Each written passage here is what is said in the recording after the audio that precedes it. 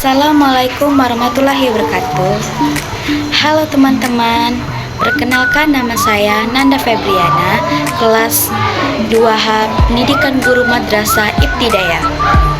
Di sini akan bagi-bagi ilmu nih sama teman-teman yang berjudul materi pencernaan pada hewan ruminansia. Ayo kita bahas teman-teman, saksikan pembahasan dan penjelasan yang Nanda sampaikan sama teman-teman di video berikut ini.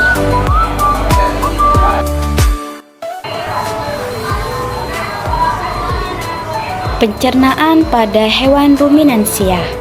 Hewan pemamah biak atau ruminansia adalah kelompok hewan dalam ordo Artiodactyla atau hewan berkuku genap. Subordo Ruminantia. Hewan ini merupakan pemakan tumbuhan atau herbivora yang mencerna makanannya dalam dua langkah. Yang pertama dengan menelan bahan mentah, kemudian mengeluarkan makanan yang sudah setengah dicerna dari perutnya dan mengunyahnya lagi lambung. Hewan-hewan ini tidak hanya memiliki satu ruang atau monogastrik, tetapi lebih dari satu ruang poligastrik dan harafiah berperut banyak.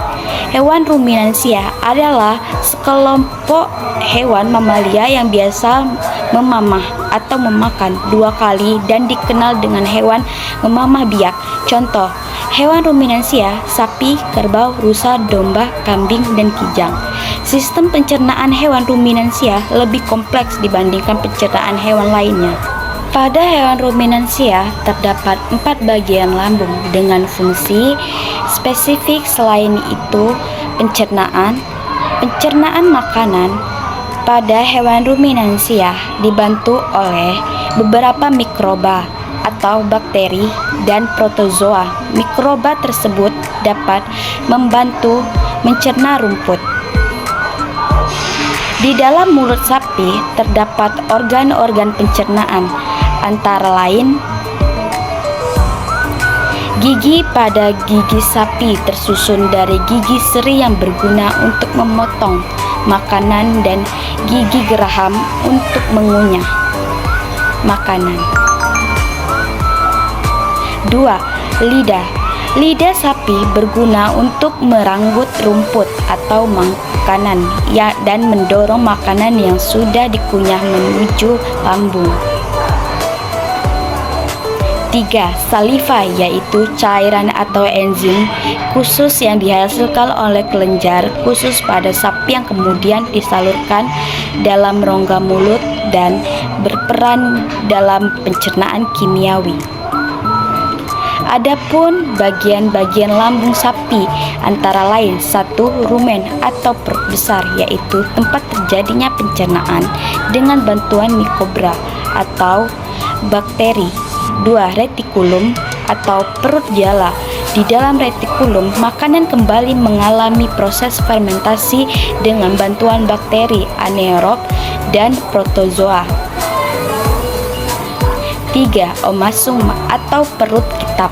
Di dalam omasum, makanan dicerna dengan bantuan enzim.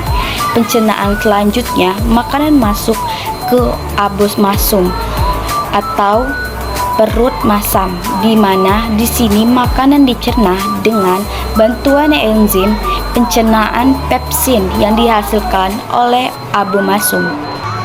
Baik, Nanda akan menjelaskan lebih detailnya dengan contoh gambar-gambar yang akan Nanda sampaikan di penjelasan berikutnya. Simak ya teman-teman. Menjelaskan contohnya sapi.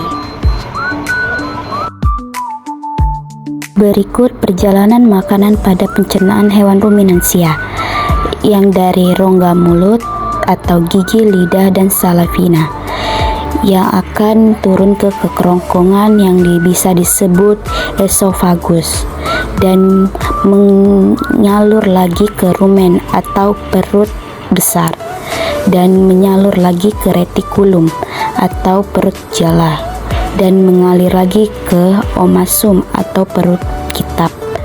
dan mengalir lagi ke abomasum atau bisa disebut perut masam. Dan terakhir bisa mengalir di usus atau bisa disebut intestinum dan anus. 1. Rongga mulut terdiri dari gigi, lidah, dan kelenjar ludah yang menghasilkan salavina. 2. Esofagus yaitu jalur penghubung antara rongga mulut dan lambung. 4. Usus atau intestinum yaitu tempat penyerapan, absorsif, dan fermentasi zat makanan. 5. Anus yaitu lubang tempat keluar sisa-sisa pencernaan berupa feses.